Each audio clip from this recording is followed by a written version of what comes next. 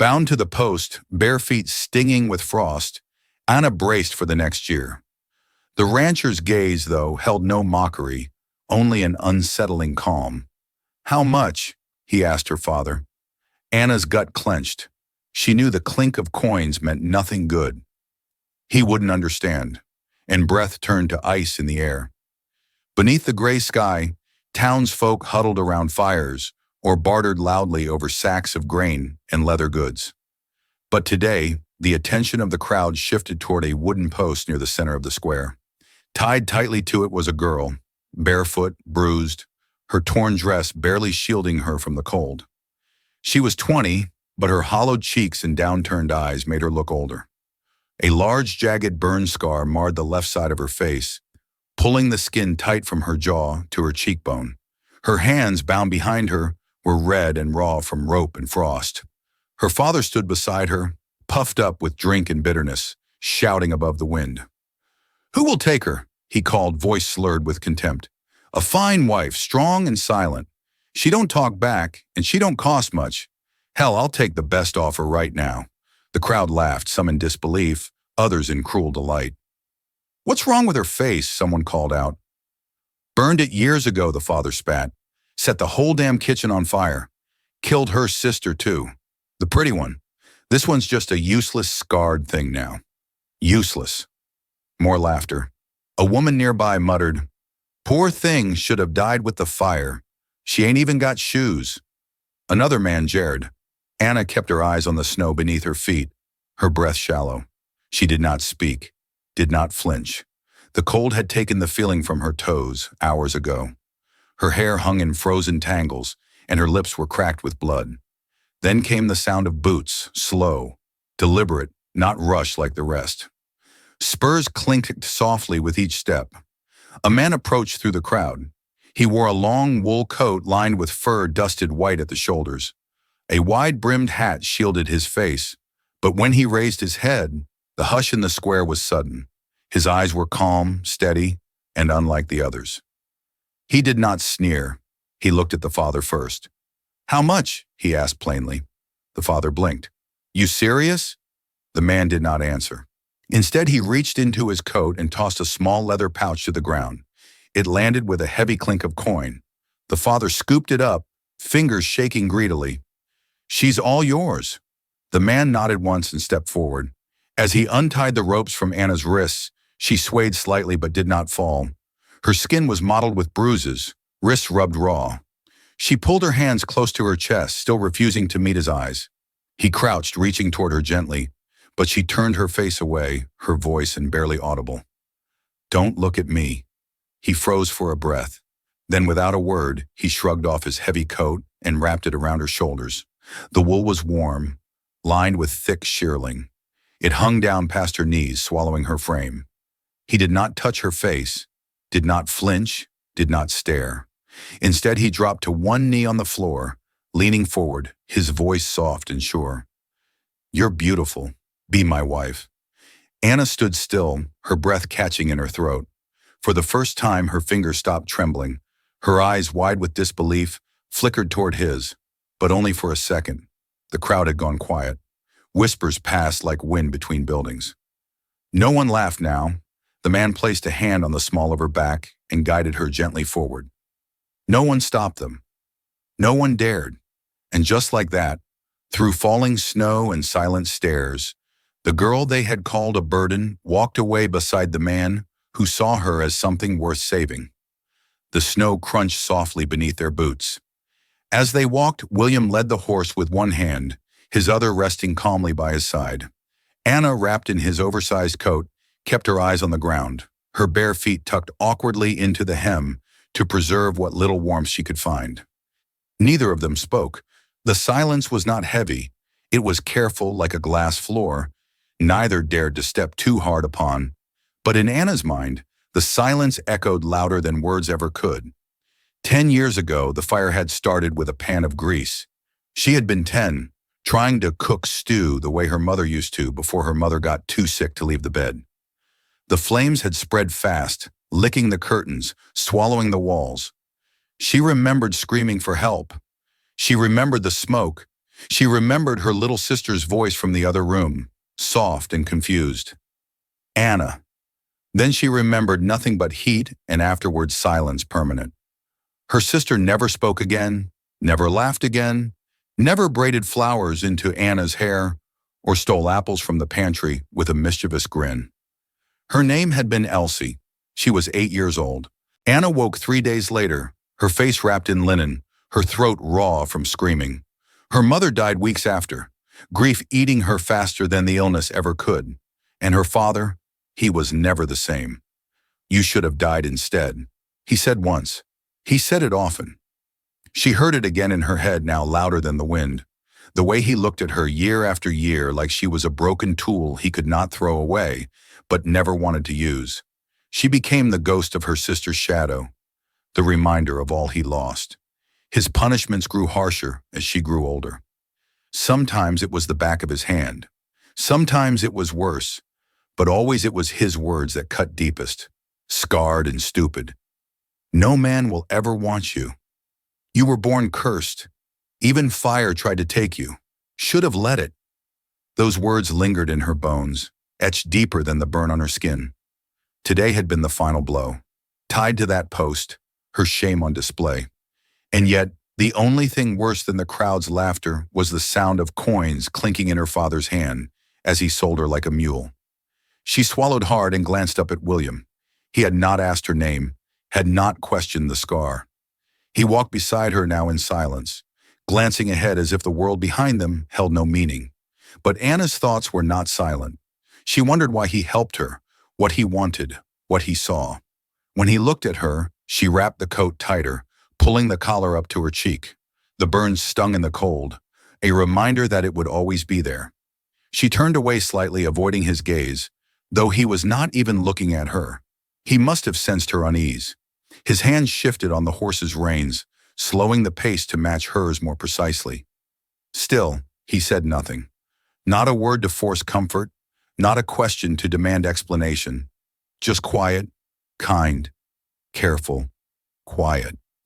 Anna could not remember the last time someone walked beside her without fear, disgust, or orders. No one had ever shielded her from a crowd. No one had ever covered her shoulders with warmth or looked into her eyes without flinching. Even now she expected him to break the silence, to say something cruel, to regret his decision. But he did not. The snow kept falling. The wind whispered through pines ahead, and William walked beside her as if he had all the time in the world. Anna took one slow breath, then another. Maybe it was nothing. Maybe it would not last. But for the first time in 10 years, she did not feel completely alone. The sun had long dipped behind the snow-capped hills. By the time they reached the edge of William's land, the wind had quieted to a low hush, and smoke drifted gently from the chimney of a small wooden cabin tucked between the trees. A simple place, no more than 3 rooms and a barn out back, but it stood firm against the cold, with golden light spilling from the windows like a welcome. Anna hesitated at the door, her body half turned as if ready to flee. William opened the door ahead of her and stepped aside without a word. He did not urge her forward, only waited. After a moment, she crossed the threshold. Warmth hit her like a wave. The scent of burning cedar filled the space. A small fire crackled in the hearth, and thick woolen blankets were folded neatly on the edge of a sturdy wooden bench. On the table, a bowl of stew steamed beside a tin cup of water.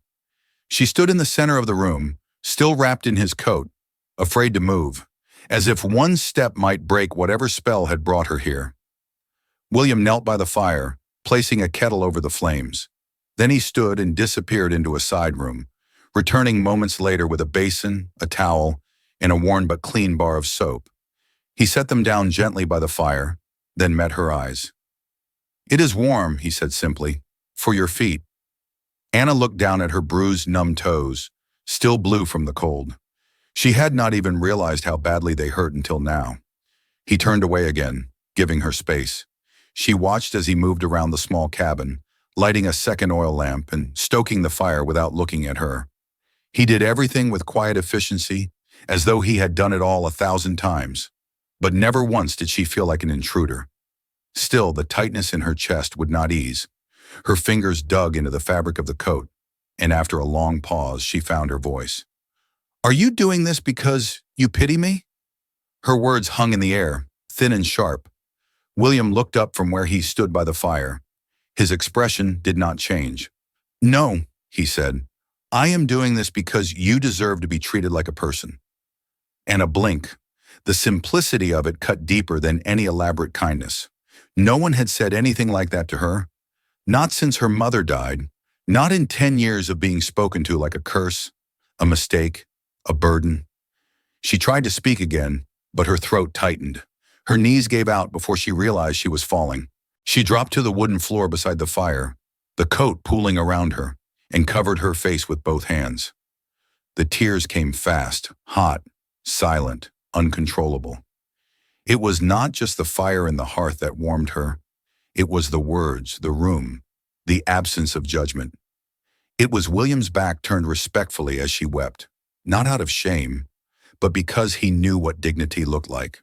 For the first time in years, Anna cried not from pain, not from fear, but because someone had looked at her, not as a burden or a body to be bought, but as a human being. Outside, the wind shifted direction, whistling softly against the shutters. Inside, in a cabin lit by firelight and fragile beginnings, a scarred girl let herself fall apart, just enough to begin stitching back together. The days passed slowly, softened by routine. The snow outside the cabin thickened with each morning, but inside Anna began to move through the space like she belonged. Not quite with ease, but with growing familiarity. She learned where William kept the dry wood, how he liked his coffee black, how the chestnut mare in the barn responded best to a gentle voice. She cooked when she could, swept the floor, fed the chickens. Little things, small, steady things that reminded her of who she used to be before the fire, before the shame. But still she avoided mirrors, and still she avoided William's gaze. He never forced her to speak, never asked for more than what she gave. But she caught his eyes on her sometimes, quietly, cautiously, like he was studying a fragile map. She hated that it made her heart race. One morning as the sky outside shifted from gray to pale blue, Anna stood at the wash basin beside the fire. Her scarf had grown damp, so she removed it to dry, thinking William had gone to the barn to check on the animals. She dipped her hands into the basin, rubbing warmth into her fingers. Behind her, the door opened. She turned just as William stepped inside, boots heavy with snow. He stopped mid-step, startled to see her without the scarf. Their eyes met, and in that half-second, everything froze.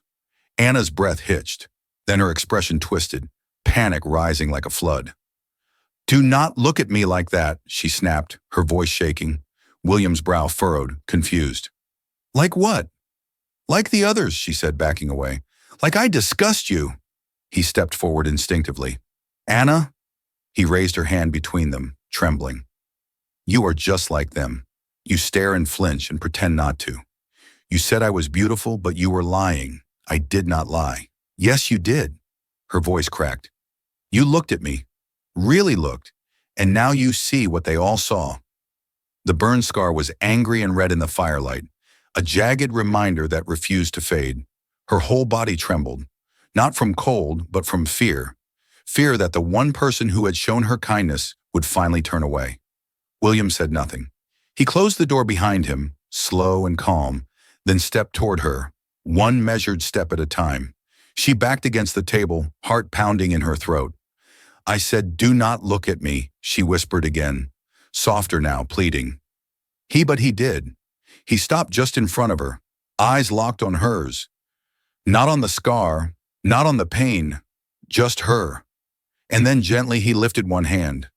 Anna flinched, but his touch was warm and steady as he placed his palm against the side of her face, his thumb brushing the curve of the burn. "I am not afraid," he whispered. His voice held no pity, no revulsion, only quiet certainty. "This scar does not make you ugly. It proves you survived." Tears filled her eyes before she could stop them. She shook her head once, confused, disbelieving. "Why would you say that?" "Because it is true." Then with no urgency, no force, he leaned forward and pressed a kiss to the scar. Not her lips, not her hand, but the place she hated most, the place she had hidden from the world for 10 long years. Anna gasped softly, the world tilting beneath her. No one had ever touched that part of her without flinching. No one had ever dared kiss it as if it deserved affection instead of shame. She could not speak. William stepped back, not asking for anything, not expecting a response. He simply turned away, moved to the fire, and added another log. Behind him, Anna touched her cheek. The place still burned, but not from memory. It was something else entirely. It was a quiet morning when the peace broke. Anna was feeding the chickens, her scarf pulled low against the wind, when she saw the dust rising on the road. A wagon pulled by two horses creaked into view, followed by the dark, hunched figure of a man who had no place in her new world. Her heart dropped into her stomach. She turned and walked quickly toward the cabin. William met her halfway, sensing something wrong in the tension of her shoulders. He looked past her and saw the man climbing down from the wagon with heavy boots and heavier breath. Anna's father, he did not wait for invitation. He stomped toward the porch, eyes full of contempt, voice already raised. "There she is," he barked, hiding like some kept thing. "You got her dressed up like a wife now, cowboy?" William said nothing. His hand rested calmly on the railing. The old man turned his gaze on him. "She's my daughter. I got every right to take her back. Unless, of course, you are willing to pay what she's worth." William's jaw tightened. "I already paid you once," the man sneered. "That was before I knew she would be living in a warm cabin with hot meals. Before I knew she'd be some man's little prize. She ain't free, you know. You want to keep her, you pay more." William was silent for a long moment. He looked at Anna. Her eyes were wide, terrified, not of being hurt, but of being traded again. He looked at her father. His mind raced. If I give him what he wants, maybe he leaves for good. Maybe she finally gets to be free. Without a word, William turned and stepped inside. Anna stared after him, trembling. When he returned, he held a small leather pouch in his hand. Money he had saved for tools, for spring seed, for repairing the roof. He held it like it burned. Before he could speak, her father snorted. "You are a damn fool," the man spat. "Buying a scarred-up girl like her? Hell, you'd get more value from a lame horse." Then he leaned forward and hissed the words that split the cold air in half. "You take her in like that, cowboy, and you might as well be dragging trash into your home." The silence that followed was colder than the wind. Anna gasped. Her hands covered her mouth. William's expression changed, calm, replaced by fire. His eyes dark as storm clouds, he stepped forward, slow and deliberate until he stood face to face with the man. Then he said, clear, firm, and without a tremor, "She is not trash." He tossed the leather pouch to the ground, coins scattering across the snow. "She is the woman I chose, and no one calls her anything less than what she is." The man blinked. William stepped closer. "You can take your insults and get off my land, and if you ever come back, it will not be a conversation next time." The crowd had started to gather at the edge of the yard. Neighbors, townsfolk, passers-by, drawn by the noise. No one laughed. No one moved. Anna's father looked at their faces, saw the stillness, the judgment, the realization that the power he used to carry meant nothing here. With a snarl, he backed toward his wagon. "This ain't over," he growled. "You'll regret this, both of you." He climbed into the seat, yanked the reins hard. The horses turned and the wagon rolled away, kicking up dust in silence. Anna stood frozen. Then she turned to William, her eyes wet, her lips parted as if she wanted to say 100 things and none at all, but she did not need to speak. He walked over and gently touched her hand. He looked down at their fingers. No one had ever fought for her. No one had ever chosen her. Not for love, not for worth, but simply because she was her. And in that moment, as the snow returned and the wind carried away the scent of old bitterness, Anna knew something she had never dared believe. She was not broken. She was not a mistake. She was his choice.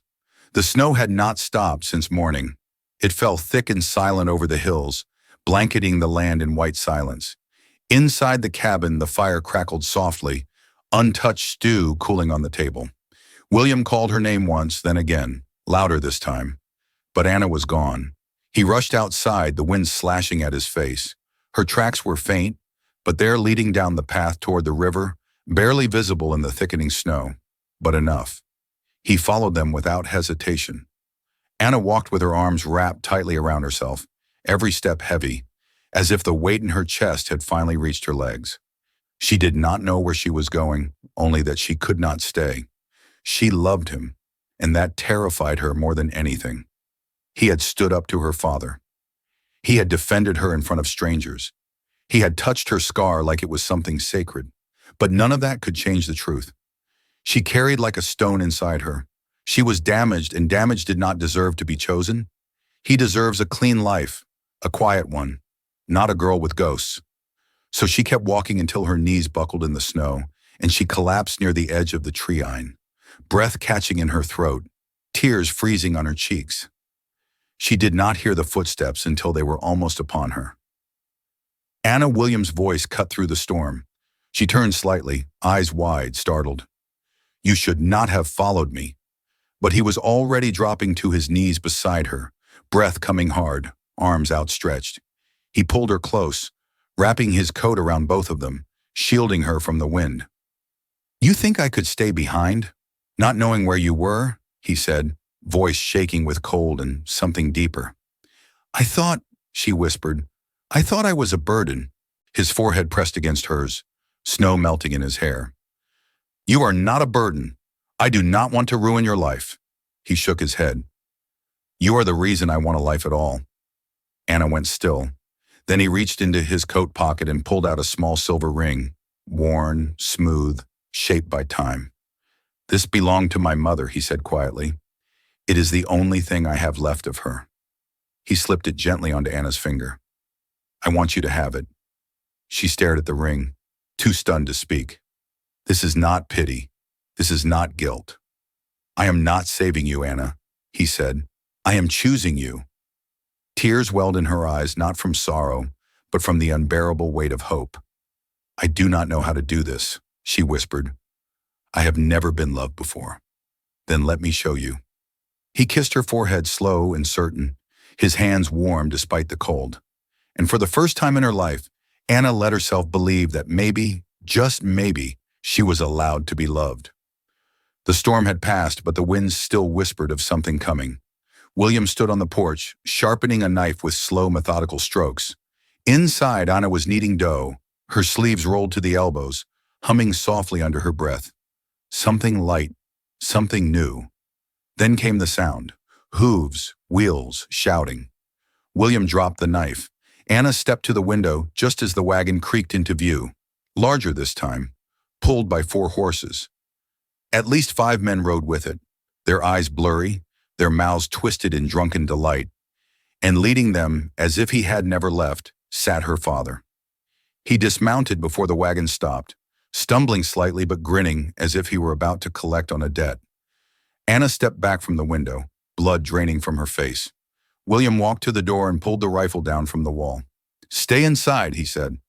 She opened her mouth, but he shook his head. "Promise me." Anna nodded. Outside, the men fanned out, some carrying pistols, others broken bottles or knives. Her father stepped forward with exaggerated confidence, arms wide. "You had your fun, cowboy," he called, "but the game is over. I am here to take back what is mine." William stepped down from the porch, rifle held steady. "She is not yours." "Shh, that's so," the old man chuckled, then turned to his companions. "You hear that, boys? He thinks she belongs to him now." He spat in the snow. "She is still my daughter. I can do whatever I damn well please with her." "No," William said flatly. "You cannot." Her father's eyes darkened. "Then maybe I will just burn this little house to the ground and drag her out from the ashes like the last time." "That did it." William raised the rifle. "Get off my land." One of the drunkards reached for a weapon. The shot rang out fast. Too fast. Gunfire exploded in the cold morning air.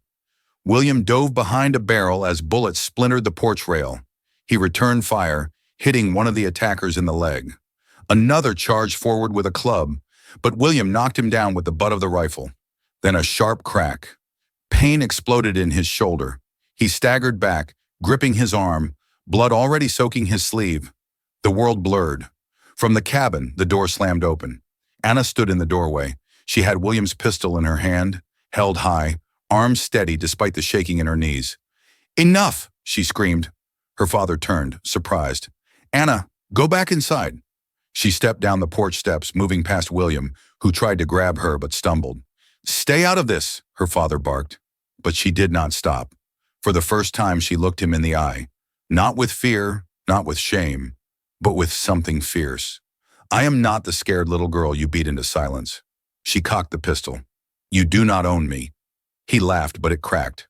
"Put that down. You do not have the spine." She took one more step. "Try me." The wind went still. Then something broke in her father's face. His bluster cracked. He looked at the girl before him and for the first time did not see something weak. He saw a woman who had been forged in fire and survived. He took a step back, and then another. "Crazy," he muttered. Then he turned and climbed into the wagon. "Let's go," he barked at the others. The remaining men, wounded or winded, limped after him. Within minutes they were gone, disappearing over the ridge, swallowed by the silence they had tried to destroy. Anna stood still, breathing hard. William, still crouched beside the porch, looked up at her with pain in his eyes, but pride too. She turned to him and dropped to her knees. "You are bleeding." He smiled even as he winced. "You should see the other guys." She laughed, a breathless, stunned sound. Then carefully she helped him inside. And with the door shut, the noise behind them fading into memory, Anna felt something shift inside her. She had stood up. She had fought back. And for the first time in her life, she had won. The seasons turned. The snow melted into spring, and spring gave way to golden fields and warm winds. The trees stretched their arms again, and grass returned like an old song remembered. The cabin, once a place of hiding from storms and sorrow, began to change with them. It breathed differently now. It echoed with laughter in the mornings, quiet humming in the afternoons, and firelight reflections on the walls at night. Anna bloomed slowly, like the wildflowers that lined the fence William had built with his bare hands. Healing did not come all at once, nor did trust, but little by little her steps grew lighter. She began to meet her own reflection without looking away. Some days were still heavy, shadows tugging at her confidence, but they did not hold her like before, and William never rushed her. He matched her pace without question, without complaint. Each morning he would take her hand and lead her out to watch the sunrise. He built a bench beneath the oak tree behind the cabin, carved her name into the grain like a quiet promise. He taught her how to shoot with calm hands, how to ride with the wind in her hair, how to let herself laugh without apology. Then one evening, her voice barely above a whisper, she told him, "I'm with child." He did not speak. He knelt, his forehead pressed gently to her belly, arms encircling her with a reverence that shook her to the core. From that night on, he placed his hand on her stomach every evening, whispering stories and promises into the growing life inside her. "You are going to be so loved," he would murmur. Anna would lie beside him, her hand resting over his, tears sometimes slipping from her lashes, not from fear, but from the unfamiliar weight of peace. When the day came, it came fast. Rain slammed the windows. Thunder rolled across the sky. William moved with quiet urgency, boiling water, wrapping blankets, never leaving her side. He held her hand through the waves of pain, wiped her brow and whispered, "You can do this. You already survived worse." Hours passed in aching blur, then silence, then the softest cry. William's hands trembled as he lifted their child, small, red, and breathing in the world, and held the baby against his chest. Anna watched, eyes flooded. When he turned to her, voice breaking, he said, "You are more beautiful now than the day I met you." He lowered his forehead to hers, their baby cradled between them. "You are my miracle." Anna laughed through tears that tasted of joy. Days later, with the baby asleep in the cradle William had carved, Anna stood before the mirror. The scar was still there. It always would be. But now it was not the first thing she saw. She saw strength. She saw love. She saw home. Behind her in the mirror's reflection stood a man who looked at her like she was made of light. She turned to him. "Thank you," she whispered, "for always seeing me the way you do." Then resting her hand gently over his heart, she added, "For never looking away."